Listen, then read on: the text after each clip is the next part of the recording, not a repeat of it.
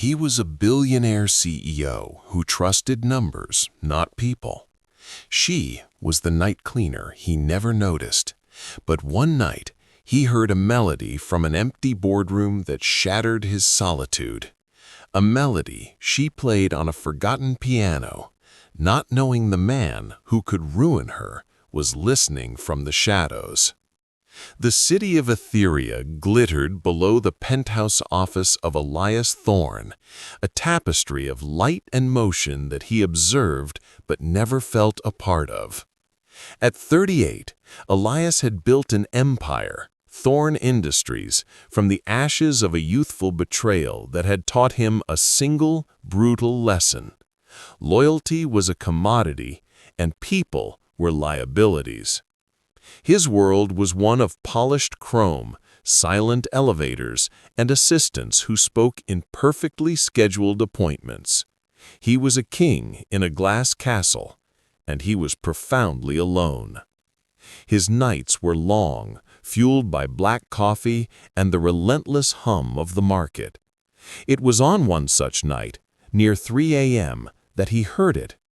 A sound so out of place in his sterile world that he first thought he was imagining it. Music. Faint, melancholic, yet filled with a strength that seemed to push back against the silence. It was coming from the 40th floor, the executive conference level, which should have been deserted. Driven by a mix of irritation and curiosity, Elias took his private elevator down. The marble hallway was dark, save for the emergency lights. The music grew clearer, a haunting piano melody that spoke of longing and resilience. It led him to the door of the main boardroom, which was slightly ajar. He peered through the gap. There, in the center of the vast, moonlit room, sat a young woman at the old grand piano the board kept for decorative purposes. He recognized her, vaguely. She was one of the cleaners, a ghost in the machine of his building, someone he'd passed 100 times without a second glance. Her uniform was a simple gray, her hair tied back in a practical, tired knot. But the way she played, it was anything but tired. Her fingers moved over the keys with a desperate grace, her eyes closed, her body swaying with the melody. She wasn't just playing notes, she was telling a story. It was a story Elias, a man who had walled off his heart with spreadsheets and stock options, felt in his very bones. He didn't know who she was, but in that moment, she was the only real thing in his entire empire. He stood in the shadows, listening as the final, heartbreaking note hung in the air, a perfect, fragile thing. Then she simply wiped a tear from her cheek, closed the piano lid with a soft click, and resumed her duties, pushing a cleaning cart out of the room, completely unaware of her audience. Elias Thorne didn't move. He felt as though that single note was still vibrating inside his chest, shaking foundations he hadn't known existed. Clara Jensen's life was a collection of deferred dreams. A scholarship to Juilliard had been traded for late-night cleaning shifts to pay for her grandmother's mounting medical bills. The applause of a concert hall was replaced by the solitary echo of her footsteps in empty corporate hallways. The piano in the Thorne Industries boardroom was her only secret, her only solace. She played when the building was asleep, pouring all her unspoken grief and hope into the worn ivory keys, never imagining anyone was listening. After that first night, Elias found himself working late more often, driven by a strange, new purpose. He wouldn't interrupt her, wouldn't reveal himself. He just wanted to listen. He learned her schedule, knew that her shift ended with the 40th floor. At 2:45 a.m., he would mute his calls, dim his lights, and wait for the music to begin. Each melody was different, some filled with a fiery passion, others with a gentle sorrow. He was listening to her diary, written in sound. He had his head of security, a discreet man named Arthur, pull her employee file. Clara Jensen, 26, former music prodigy, left Juilliard for family reasons. Spotless work record, lived in a small apartment in the city's oldest district. Her grandmother, her only living relative, was in a long-term care facility. The numbers told a story of sacrifice. One morning, Elias acted on an impulse he didn't fully understand. He left a small, unmarked package on the piano bench before he went home. Inside was a rare, leather-bound book of Chopin's nocturnes. He didn't leave a note. He just wanted to give her something, a silent acknowledgement of the beauty she was putting into the world. The next night, she played one of those nocturnes. It was a hesitant, questioning performance at first, as if she couldn't believe the gift was real. But then it swelled into a thing of breathtaking beauty. It was a thank you, and it was the most profound one Elias had ever received.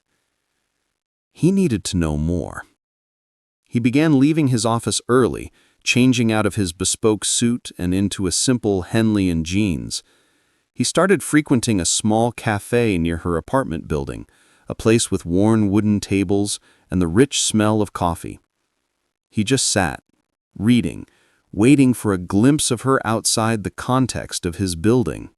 One rainy afternoon, she walked in, shaking a cheap umbrella, her face etched with weariness.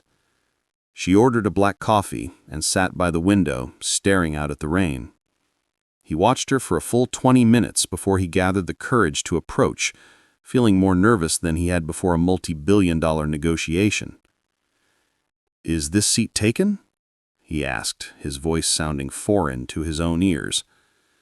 Clara looked up, her clear gray eyes showing a flicker of surprise. She gave him a small, tired smile. "Be my guest." He sat down, his heart pounding a strange, unfamiliar rhythm. He introduced himself only as Eli. They spoke for an hour, not about business or balance sheets, but about the rain, about old books, about the feeling of being invisible in a city of millions.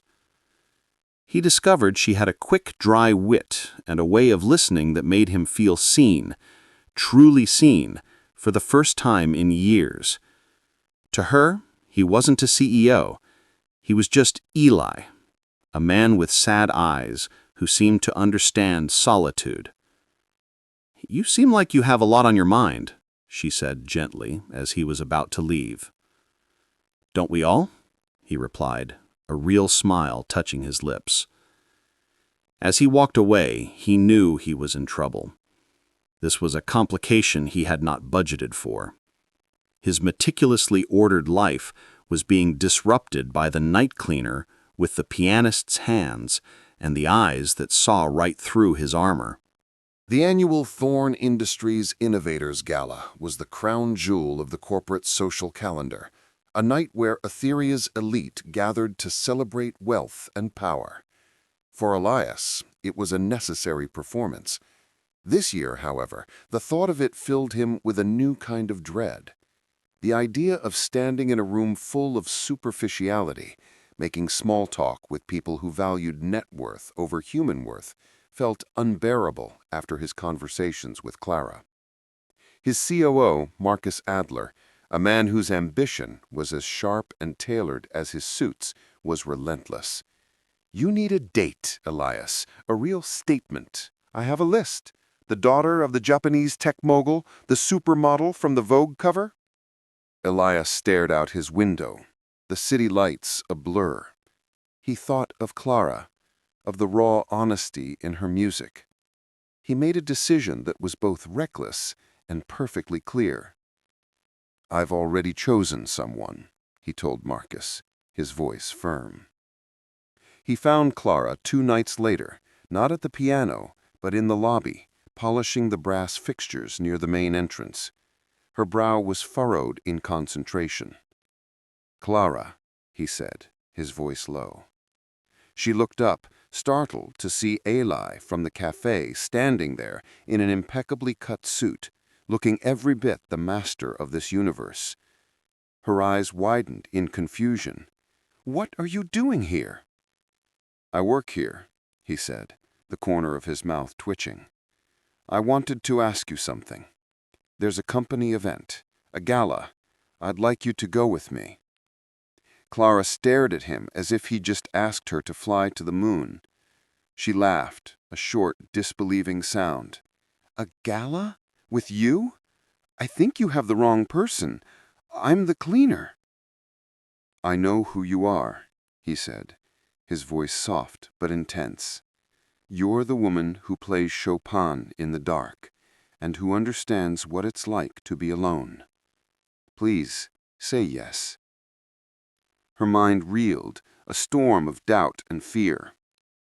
A man from a cafe, who she now realized must be someone important, was asking her to a world she didn't belong in. But there was a sincerity in his eyes that she couldn't dismiss. I don't have anything to wear," she whispered, the excuse sounding flimsy even to her. "Leave that to me," he said. The next day, a car was sent for her. It took her not to a department store, but to the private atelier of the city's most exclusive designer.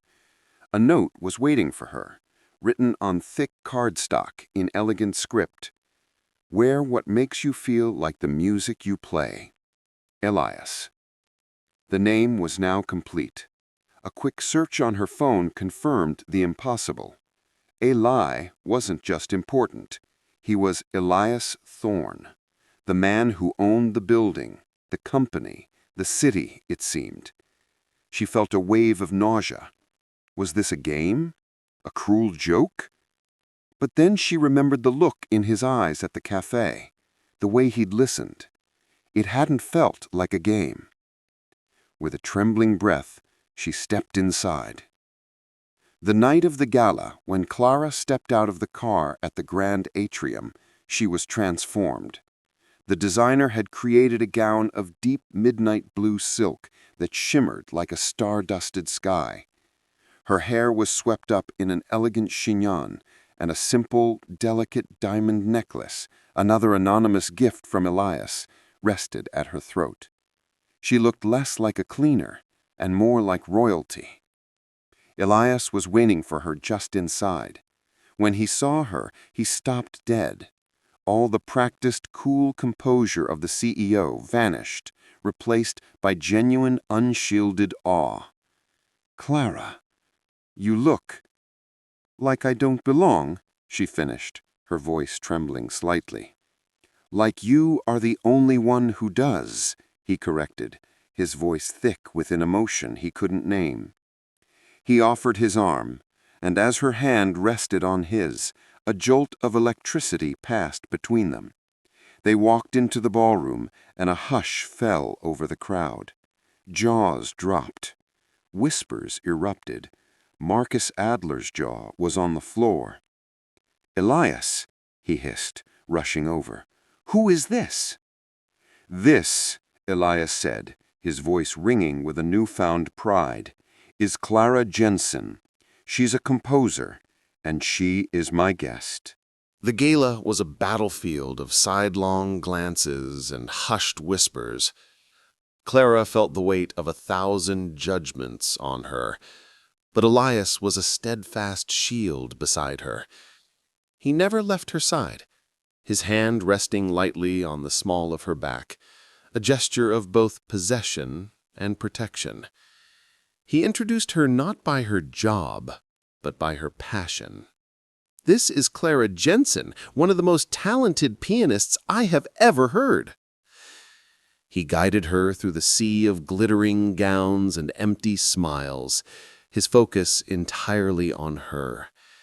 He pointed out the constellations painted on the ceiling, told her the history of the building, and made her laugh with a dry observation about a particularly pompous banker. For the first time, Clara felt herself relax. She wasn't an intruder. She was a guest of the king, and his attention gave her a strange, intoxicating power. But Marcus Adler was not one to be sidelined. He saw Clara not as a person, but as a threat to the carefully curated world he helped manage. He saw her as a weakness in Elias, a crack in the armor he could exploit. He approached them near the champagne fountain, his smile slick with malice. "Mr. Thorne, a moment. And for you, Miss Jensen," he said, his eyes sweeping over her dismissively. "I must say, you clean up remarkably well." Clara flinched, the insult landing like a physical blow. The word clean hung in the air, a deliberate reminder of her place. Elias's hand tightened on her arm, his whole body going rigid. His voice when he spoke was dangerously quiet. "Watch your tone, Marcus." "I'm just making an observation," Marcus said, with a shrug, enjoying the chaos he was creating. "It's just quite a leap, isn't it? From the night shift to the spotlight. One has to wonder what a girl has to do to earn such a promotion." The implication was vile and unmistakable. A small crowd had begun to gather, sensing drama. Clara felt her face burned with shame. She wanted the floor to swallow her whole. She looked at Elias, and in his eyes she saw a storm gathering, a fury so intense it frightened her. She expected him to yell, to cause a scene. Instead, he did something far more powerful. He turned his back on Marcus and faced the crowd. He took the microphone from the nearby band leader. "Excuse me, everyone. May I have your attention?" he said, his voice amplified, silencing the room. "There seems to be some confusion tonight about my guest, so let me be clear. This is Clara Jensen, and yes, she is an employee of Thorne Industries. She works the night shift, a job she does with more dignity and grace than anyone I have ever met, a job she took to support the grandmother she loves." He paused, letting the words sink in. "But that is not who she is. She is a composer of extraordinary talent. The music you are hearing tonight, the beautiful ambient pieces playing in this ballroom, I commissioned them. They were all composed and performed by her." A collective gasp went through the room. The music, which had been background noise, suddenly took center stage.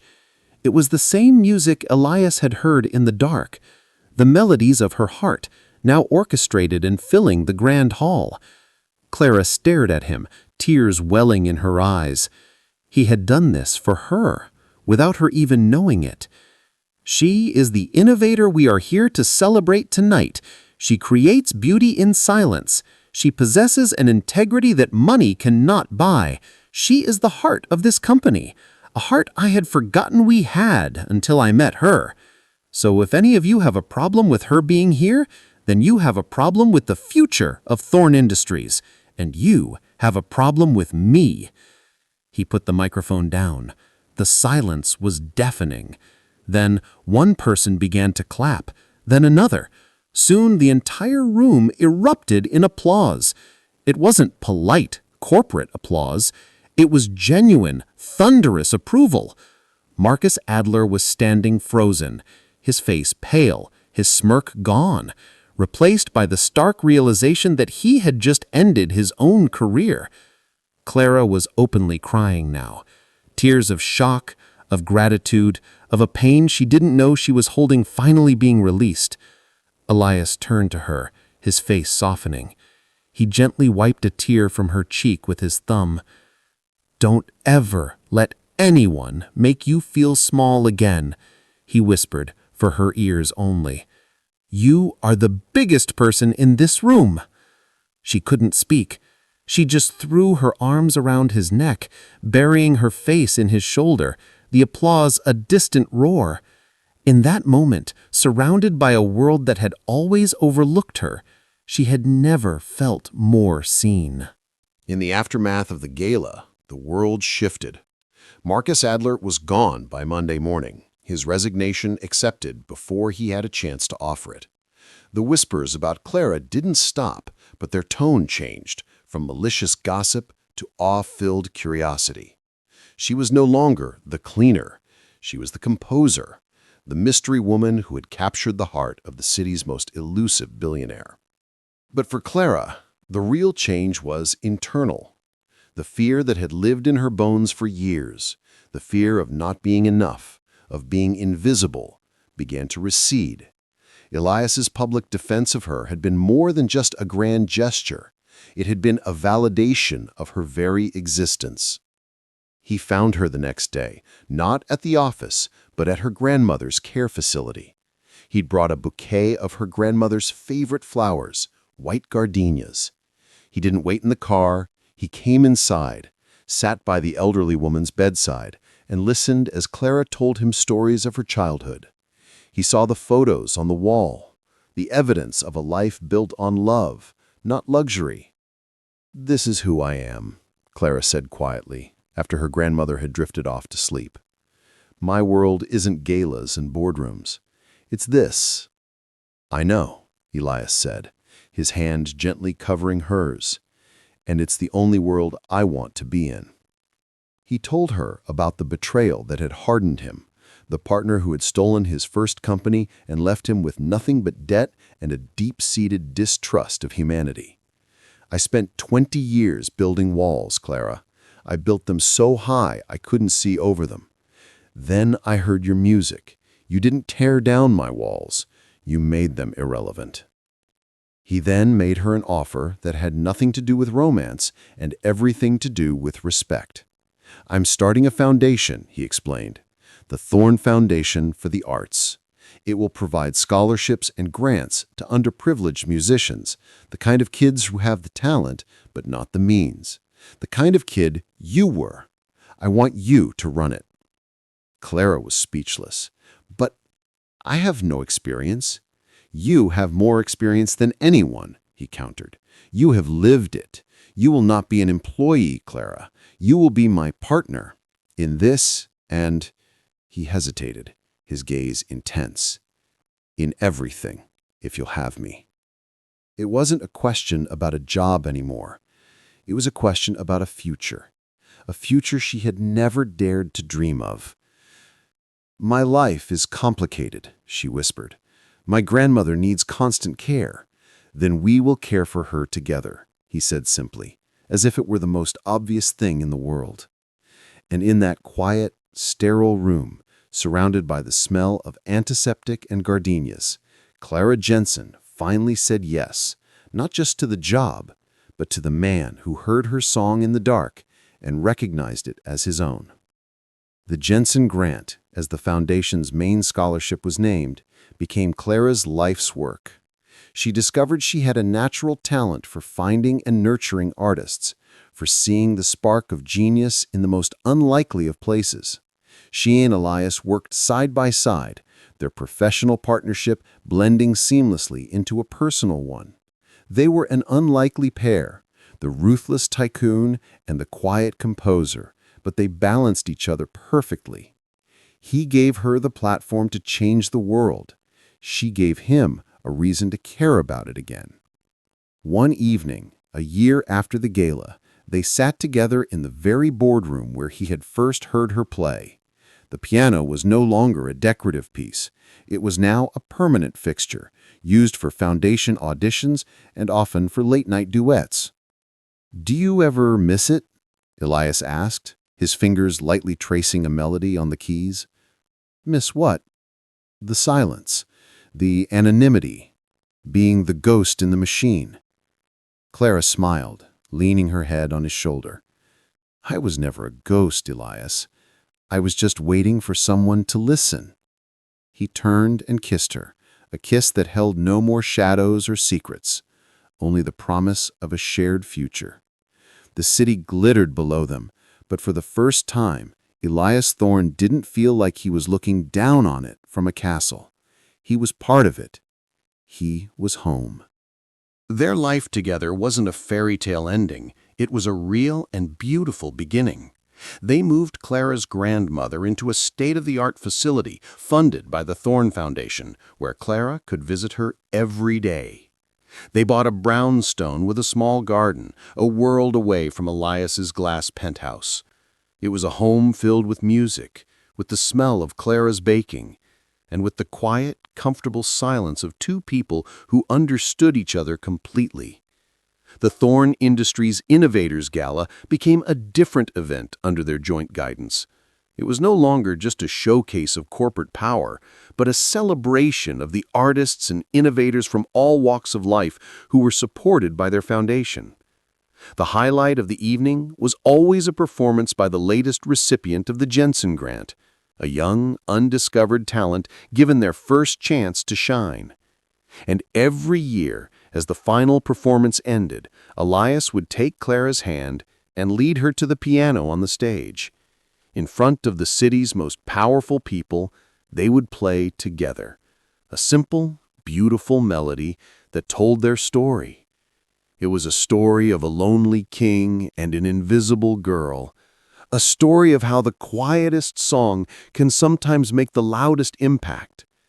It was a story that proved that the greatest innovations aren't found in boardrooms or on stock exchanges, but in the human heart's infinite capacity to listen, to heal, and to love. They had found the perfect harmony, not just in music, but in a life built on the radical idea that everyone, no matter how invisible they may seem, has a story worth hearing. If this story reminded you that everyone has a hidden talent, a quiet strength waiting to be seen, and that true value lies not in what we own, but in who we are, then we invite you to join our community. Subscribe to CEO Stories Uncovered for more tales that celebrate the extraordinary in the ordinary. Like this video. Share it with someone whose song the world needs to hear, and hit the notification bell so you never miss a story that proves kindness is the greatest investment of all. Thank you for watching.